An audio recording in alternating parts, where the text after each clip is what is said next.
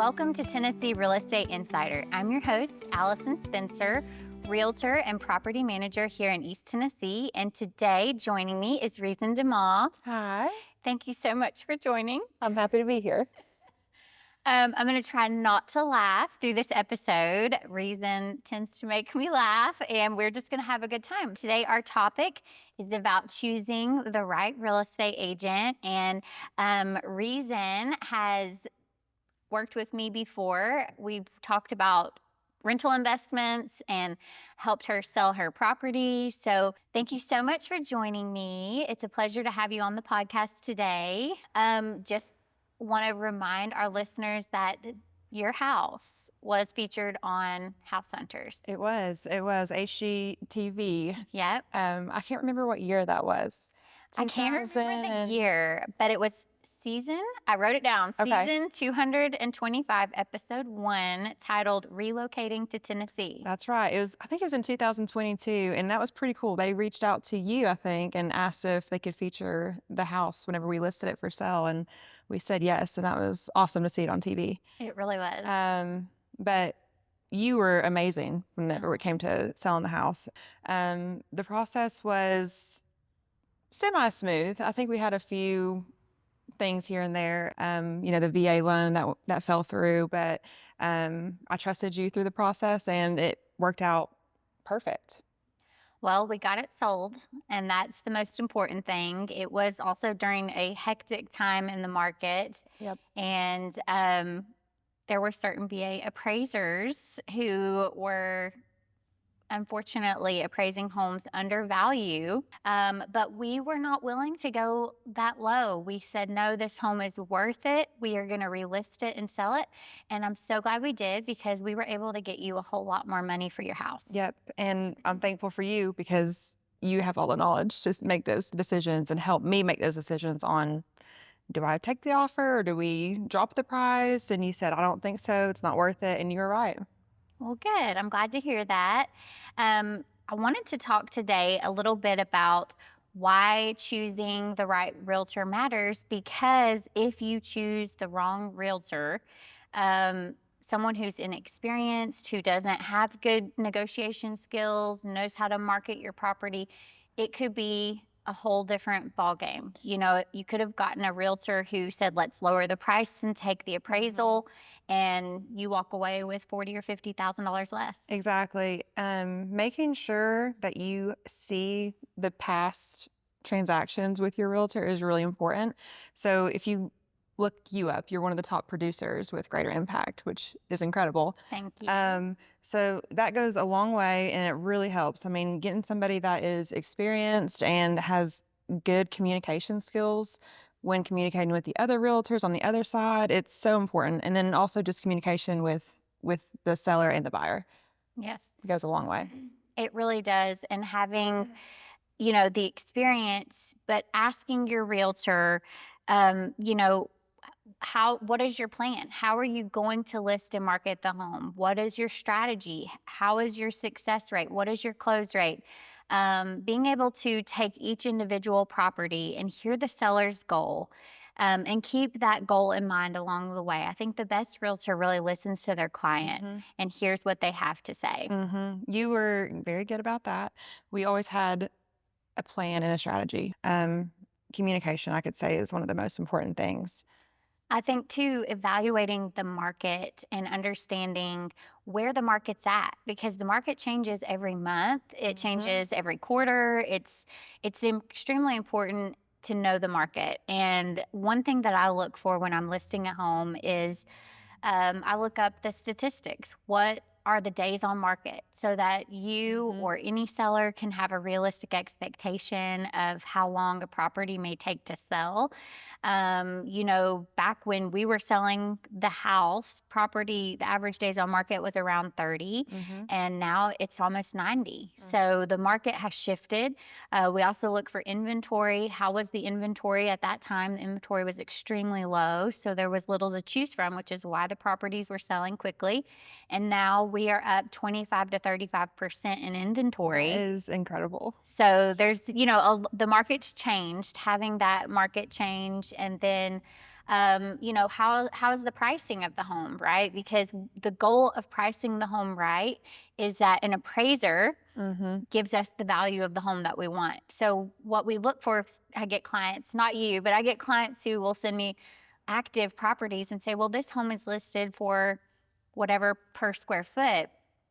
Appraisers, though, look for homes that have closed and sold. So I take Right. an evaluation of that. And I remember presenting you with comps to say, here's what is sold around your home in the last 6 months to really give us an idea of what we could get price per square foot. Right. And I feel like if I remember where I lived at the time, there wasn't a whole lot of houses that had sold recently in my area. And I remember it was kind of hard to find some comps that were comparable to my house. Yes. And we just there's never houses for sale in that area of town. So but I trusted you and you got it done and it all worked out. Oh, well, that's the thing too with listings is being able to utilize the strategy. In MLS, there is something called an area, and each home is designated within an area. So not just a county like Carter County or Washington County. There's a designated area for Right. that house. And it's so important to first start with that area, then expand the search if you don't have something that's comparable to say, okay, if it's on 2 or 3 acres Right. and a large home, what is selling? And then communication skills are so important. One, you don't want a realtor that's going to ghost you. Exactly. Thanks for never doing it. You want someone who's going to answer the texts and answer the phone calls and really be there to support you because this is one of the biggest decisions and events that you'll ever have happen, and you want it to go smoothly. You do. And can be so stressful if you do not have somebody that is there to guide you step by step through that process. Absolutely. Another part of communication is just communicating with other realtors. And I think I see as a real estate agent that that is probably one of the bigger problems with some agents is their lack of communication. When I get an offer, I communicate with the other agent and let them know that we've received an offer, and that we'll be in touch if we are going to do repairs or if the appraisal comes in, just having that steady stream of communication back and forth, but also the negotiation skills involved with that communication. As a listing agent, it's so important to require a pre-approval letter. So, but thankfully, we required that. And especially when the inventory is low, making sure that your home is qualified with a qualified lender for that buyer to help see that through. And who a buyer chooses as a lender makes a difference. There's been times where I have suggested to a buyer's agent that their client possibly even consider a different lender. I think at the time I was using Movement Mortgage, who is incredible. Luke Johnson over there is amazing. Yes. Never had any issues with him. I recommend him to everybody. He's awesome. Mhm. And I remember too, we ended up having to do some survey work Mhm. with your property. We did. Who was the surveyor that we used? He was amazing. Dennis Pierce. Okay. Shout out to him. Yes, he came out. I needed to get some land separated, and he came out and had that done for me in no time. And I've actually used him twice in the past, and he's been incredible both times when I've needed him. He is awesome. Yeah. And so that's something we did with your listing was we actually separated some of the land Mhm. from the home, and that was pretty smooth. It went pretty well. There was a few things that you had to do that. Yep. That was kind of a last minute decision, and it kind of slowed down because we had already listed the property, and then I decided I wanted to keep some of the land. So it slowed things down, but I think it was 2 weeks before it was finalized. I mean, it really worked out nice. A part of listing your house is also the timeline, like you mentioned. The buyer has a timeline involved of when they need to sell or close on the house. Mhm. But then, if you're purchasing a home, you may have that as well. You had a house that you were moving into, so you didn't have that domino effect. But a lot of times, the real estate agent is helping to coordinate and facilitate a seamless transition. Yes, it worked out good for me because I had the other house that I was already moved into. So that was another thing is where I had already moved into the other house. The one that we were selling was empty, and we weren't living there. So anybody could just go and look at it anytime, and it made it so easy for us, That really did. for other realtors to go in, show the house and everything like that. Now, what are some red flags that you would have thought would have been a concern if you were working with a real estate agent? I know you trusted me, but what were some things that would have deterred you from using me? I think if you or if a realtor just didn't really put in a whole lot of effort in searching for good comps, not finding the right number to list at, if you're listing way too high or way too low. And I think it's important for your realtor to really understand the market and put a good number on the house. Mm-hmm.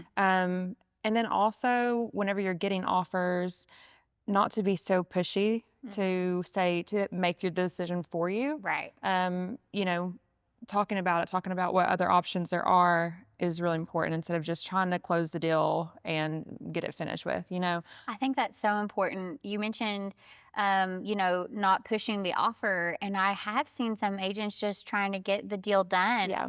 And it's so important to say, you know what, we're not that desperate. Let's take a Right. minute. Let's really evaluate, is this in your best interest? How can we make this offer better? Yes. I have had a seller recently who, needed to really work out her timeline around some of her health conditions, and some of the offers that had come in, we kind of countered. We just countered them to say, okay, no repairs, and we want to work around this timeline. And some agents might have said, let's just accept it, because we're afraid that if we don't accept it, they'll go find another house. Right. But now she's able to get that timeline how she wanted it and not feel the urge that she's going to have to make those repairs. And pricing is so important too. I think ultimately, as an agent, it's our job to facilitate your goals. And so we can present you with the facts, but we at the end of the day are here to accommodate you and your strategy. And so I think I remember pointing out, hey, here's two strategies. We can list under market value and hope that we get multiple offers and the house sells quickly, or we can list higher so that you can sleep at peace at night knowing you didn't leave money on the table. And then there's always the strategy that's just, let's hit it straight on, right on the market and see what happens. I would say it just depends on the seller, but the majority of people tend to say, let's make sure we're not leaving any money on the table. Yep. I think we listed a little bit higher than what we were expecting, and then we had a game plan. I think it was every week, if every 7 days that it was on the market, if we didn't get an offer, I think we dropped it by a few $1,000s here and there, and then we started seeing offers come in. Yes. And that strategy is dependent on the market. So the market in that time frame was super fast. And so 7 days was a long time. Now that the average days on market is 90, that might be 3 or 4 weeks. Yeah. And so I have had a few anxious sellers who say, we need to drop the price. We haven't gotten an offer. And I'm like, no, this is a different market. Yeah, it's a lot different. We got to now. keep it there. We're not, your house is priced right. So being able to just navigate timing and communication and all of those different strategies is so important. And I really appreciate you trusting me with your real estate needs. And of course, I love you call me for investment goals as well. Of course. So, of course. Well, thank you so much for joining today. We are going to end our podcast and tune in for our next episode. Thank you.